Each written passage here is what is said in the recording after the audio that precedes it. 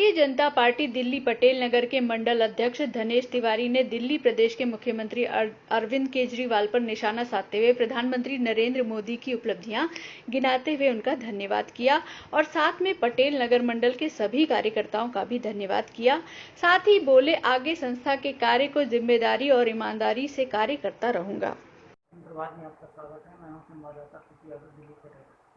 मैं आज इस टाइम पटेल नगर मंडल अध्यक्ष धनेश तिवारी जी के साथ मौजूद हूँ, जिनसे आज कुछ खास बातचीत करते हैं। उससे पहले मैं आपको बता देता हूँ कि कोविड-19 के चलते जितने ही संघर्षशील उन्होंने अपना दिखाया संघर्षशीलता, वो एक सराहनीय है। चाहे खाना वितरण हो या राशन वितरण हो, भोजन वितरण हो, किसी भी प्रकार की कोई भी समस्या पटेल नगर के अंदर नहीं आने दिया। ये अपने मंडल अध्यक्षता में सभी कार्यकर्ताओं को एकदम रेडी रखते थे। चलते हैं इनसे जो बात करते हैं वो मैं सर, हमारे चैनल में आपका स्वागत है। धन्यवाद सर, कोविड-19 के चलते आपने बहुत ही संघर्षशीलता दिखाई और जनता बहुत खुश है, उत्सुक भाव से बहुत ही ज़बरदस्त जनता खुश नज़र आ रही है पटेल नगर। और एक बात और है, इस चीज़ लेकर और खुशी जागरूक हो चुकी है बहुत ज़्यादा पटेल नगर के अंदर कि अभी जल्द में ही आदेश होता पूर्व महापौर से प्रदेश अध्यक्ष बने हैं। क्या करें? ये आपकी बात ठीक है कि आदेश गुप्ता जी जब लॉकडाउन फर्स्ट और लॉकडाउन सेकंड जब स्टार्ट हुआ, उस बीच में जो दिल्ली की जनता के सामने बहुत बड़ी समस्या, जो भूखमरी की समस्या आ गई थी, उसमें नर सेवा नारायण सेवा जो प्रधानमंत्री नरेंद्र मोदी जी का जो कार्यक्रम था, उस कार्यक्रम को आगे बढ़ाया आदेश गुप्ता जी ने। और उसमें सभी कार्यकर्ताओं का जो काम करने का जो सलीका था, वो बिल्कुल प्रेरणा स्रोत नरेंद्र मोदी जी के प्रेरणा लेकर और आदेश गुप्ता जी की अध्यक्षता में हमारे मंडल के सभी कार्यकर्ता बंधु, सारी महिलाएं, सब लोगों का सहयोग वांछनीय था। एक विषय आपके साथ में शेयर करूंगा। आदेश जी छोले चावल, दाल चावल जितना भी होता था करते थे। एक बार अध्यक्ष जी ने मेरे से कहा था कि तिवारी जी, रोज रोज हम लोग दाल चावल खिला रहे हैं, कभी कभी हमें इनका स्वाद चेंज करना चाहिए, जिनको हम खाना बांट रहे हैं रोज। 1200 से 1500 लोगों का भोजन एक जगह से बनाकर पैक करके, और हमारे देशभक्त कार्यकर्ता जो एक समर्पण की भावना से जान हथेली पर लेके और खाने का वितरण करते थे, उसमें कार्यकर्ताओं ने अपना जोश दिखाया। अब मैंने भी सुझाव दिया अध्यक्ष जी को कि उन्होंने कहा कि सप्ताह में हम 2 दिन रोटी और सब्जी और दाल भी खिला सकते हैं। तो उसमें हम लोगों ने मिलकर और छोटे बड़े सभी कार्यकर्ताओं ने अपना अपना सहयोग, हर घर से रोटी 50 रोटी, 100 रोटी, 200, 250 रोटी महिलाएं बनाकर 4500 से 5000 रोटी इकट्ठे करके उस कार्यक्रम में सहयोग दिया। और हमारे भारतीय जनता पार्टी के सभी कार्यकर्ताओं का मैं नमन करता हूं और आदर करता हूं। और हमें पूर्ण विश्वास है कि कोरोना का इससे भी बड़ी कोई महामारी आएगी तो भी हम लोग लड़ने के लिए तैयार हैं, क्योंकि एक बहुत बड़ी ये परीक्षा की घड़ी थी और परीक्षा की घड़ी में सभी कार्यकर्ताओं का जो रोल था बड़ा सराहनीय रहा। सबका व्यवहार अच्छा मिला, समर्पण भावना से, देशभक्ति भावना से सबने हाथ मिलाकर सब आगे बढ़े, कंधा से कंधा मिलाकर सबका सहयोग रहा। आगे मैं आपको मुझे बड़ा दुख के साथ कहना पड़ता है कि वर्तमान की जो अपने दिल्ली सरकार है, जिसको आम आदमी पार्टी के कहते हैं, जिसके मुखिया अरविंद केजरीवाल हैं, तो उन्होंने कहीं भी दिल्ली की जनता का सहयोग नहीं किया। उसमें उन्होंने बिगाड़ा ही इस काम को। कभी र्यूमर फैलाकर आनंद विहार बस स्टैंड पर लॉकडाउन तोड़ने, सोशल डिस्टेंसिंग को खत्म करने की तैयारी करी, तो कहीं पर जनता के बीच में जाके अफवाह फैलाने की कोशिश करी।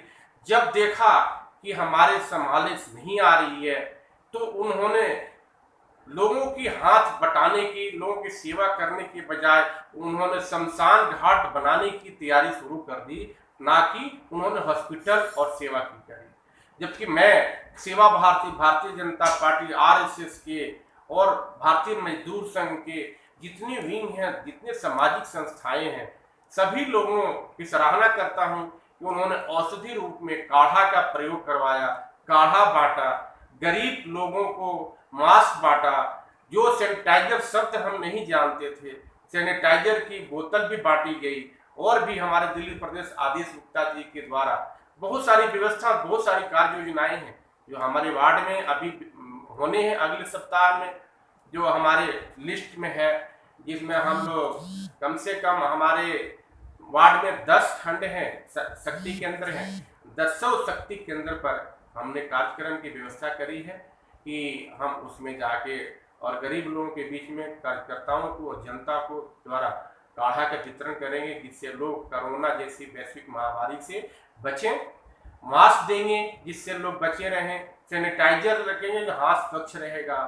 और मुझे अब तो नरेंद्र मोदी जी और अमित शाह जी और आदेश गुप्ता जी का एक बार और मैं धन्यवाद करना चाहता हूं कि जिस दिन अमित शाह जी ने दिल्ली के सभी सर्वदलीय पार्टियों की बैठक बुलाई थी, तो नवनियुक्त प्रदेश अध्यक्ष श्री आदेश गुप्ता जी उस बैठक में थे और आदेश गुप्ता जी ने 2 मांगे रखी थी माननीय गृह मंत्री अमित शाह जी से, जिसमें एक थी कोविड की प्राइवेट टेस्टिंग चार्ज जो 4500 से लेके अब 5000 तक लेते थे जो प्राइवेट हॉस्पिटल वाले।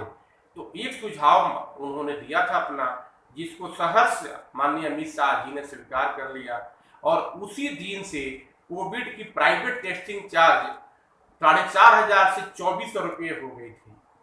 और दूसरा मांग आदेश गुप्ता जी ने अमित शाह जी से किए थे कि हम गरीब लोगों की टेस्टिंग के लिए अपने निजी डिस्पेंसरी, निजी अस्पतालों में फ्री कर दें। तो उस चीज को भी माननीय अमित शाह जी ने स्वीकार कर लिया और उसी दिन प्रेस कॉन्फ्रेंस करके 169 जगह सेंटर दिल्ली में खोलने का निर्देश दिया और 169 सेंटरों पे कोविड की टेस्टिंग हुई, इतनी युद्ध स्तर पे हुई कि सारे जो मरीज थे, सारे बीमारी थे, जो डर के मारे बाहर नहीं आते थे कि हमारे पास 4500 रुपया नहीं होगा, हम बीमार हैं, लोग छटपटा के घरों में पैसे की कमी की वजह से मर रहे थे। तो वो लोग, सभी लोग आए और मैं देख रहा हूँ कि जो रेशियो है लोगों के रिकवरिंग वाली रेशियो बहुत अच्छी हो गई है। कल मैं समाचार में देखा था कि 62 से 63 हजार लोग रिकवर हो गए हैं। अब बहुत अच्छी बात है, सुकून की बात है। हम सभी डर गए थे एक बार में, जिस दिन अरविंद केजरीवाल ने शमशान भूमि बनाने की तैयारी करी थी, हम डर गए थे पता नहीं क्या होगा।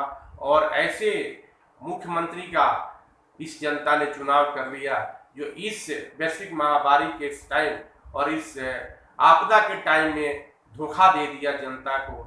और मैं आपके साथ एक और विषय लेके आना चाहता हूँ, क्योंकि हमारे पास, हमारे मोहल्ले में एक छोटे से घर में, बड़े से घर में छोटे छोटे रोजगार लोगों ने कर रखा है। एक मशीन लगा के, प्लास्टिक की मशीन लगा के, कोई रबड़ की फैक्ट्री लगाया हुआ है जिसमें उनके परिवार के लोग पलते हैं और काम करने वाले भी उनके परिवार के लोग, रिश्तेदार लोग, 2 लोग 4 लोग के साथ अपनी रोजी रोटी निर्वाह करते हैं।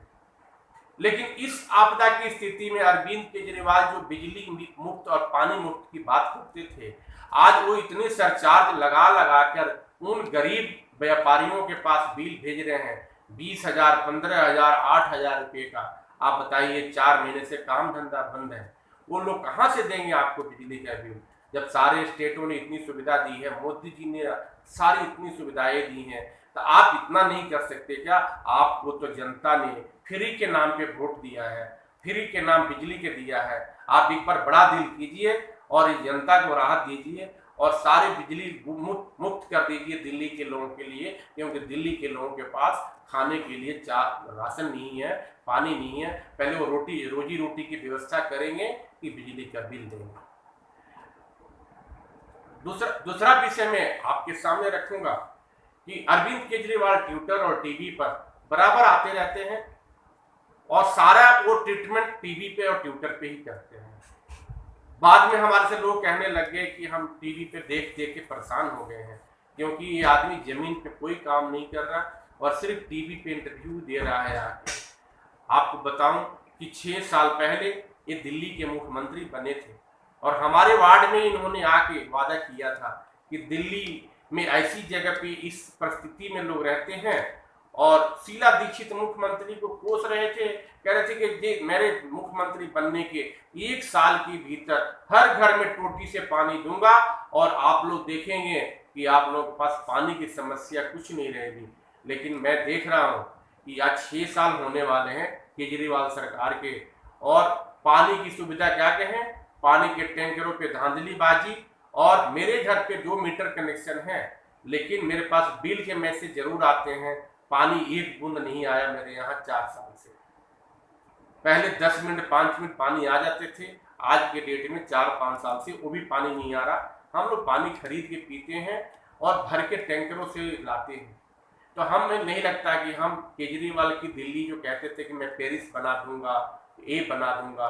दूसरी विषय जो हमारे कोरोना महामारी का यदि क्लस्टर एरिया में फैलने का कारण यही है, क्योंकि पानी बहुत जरूरी चीज है जो जीवन के साथ जुड़ी हुई है, और पानी के बिना आदमी जिंदा नहीं रह सकता। तो उसमें लोग, मैं देखता हूं कि एक टैंकर पे 50-50 लोग गैलन लेके, बाल्टी लेके, छोटे छोटे बच्चे 5 साल 6 साल के डिब्बे लेके खड़े होते हैं। हमारी महिलाएं, बहनें, माताएं खड़ी होती हैं, बुजुर्ग माताएं खड़ी होती हैं।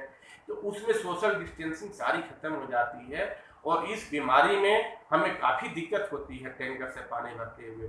तो आज भी यदि उनके कान खुल जाए, आज भी वो इस बात को समझ जाए और इस जनता को, यहाँ की जनता को पानी से निजात दिला दें, तो बहुत बड़ा उनकी मेहरबानी होगी। सर, केंद्र सरकार ने कहा था कि जल जीवन अभियान योजना चला के पानी की समस्या दिल्ली में कहीं भी होगी उसको खत्म किया जाएगा। क्या इस स्तर पर अगर बात किया जाए तो केंद्र सरकार भी कुछ कर सकती है, इससे लागू कर सकती है, राज्य सरकार को ऑर्डर दे सकती है, इससे क्या हो सकता है? इसमें सबसे बड़ी प्रदीप जी इच्छा शक्ति की कमी है। मैं कहता हूं केंद्र सरकार ने तो बहुत आगे आके और जल संयंत्र मंत्रालय बनाया, और मैं सराहना करता हूं नरेंद्र मोदी जी का और केंद्र सरकार का कि इतने अल्पकाल में देश जिस परिस्थिति में थी, रक्षा मंत्रालय को आज विश्व के तीसरे चौथे पैदान पे ले आके खड़ा कर दिया। आज विश्व स्तर पे नरेंद्र मोदी और हिंदुस्तान, भारत का नाम लिया जाता है गर्व से। आज हेल्थ के मामले में यदि बात करूं आपसे, तो ऑल इंडिया मेडिकल पहले एक दिल्ली में ही होती थी। आज देश के हर क्षेत्र में, हर शहर में ऑल इंडिया मेडिकल एम्स की स्थापना हो गई है। हर जगह इंजीनियरिंग कॉलेज, मेडिकल कॉलेज की शिक्षा के क्षेत्र में बढ़ोतरी हो रही है। आप देखेंगे स्वावलंबी हो रहे हैं हम लोग, मेक इन इंडिया आगे बढ़ रहा है। हिंदुस्तान में रक्षा के क्षेत्र में समझ लीजिए, चाहे इंजीनियरिंग के क्षेत्र में आज हम स्वावलंबी हैं। जो इंजीनियर बाहर में जाके डेवलपमेंट R&D करते थे दूसरे देशों के लिए, आज हमारे देश में सारे लोग कर रहे हैं। देश को आगे बढ़ाने में सबका सहयोग हो रहा है। कोविड-19 में जितने असहाय गरीब मजदूर दिल्ली प्रदेश में थे, वो बेचारे अपने घर चले गए। अगर दोबारा रोजगार उनको मिलने की कोई संभावना नहीं है, अगर वो नौकरी करना चाहें, दिल्ली प्रदेश में आए, तो केंद्र सरकार को क्या सुविधा देगी? दिल्ली वही है और दिल्ली के लोग वही हैं। कुछ कमियां रही बिहार में, जैसे राष्ट्रीय जनता दल की सरकार 25 साल तक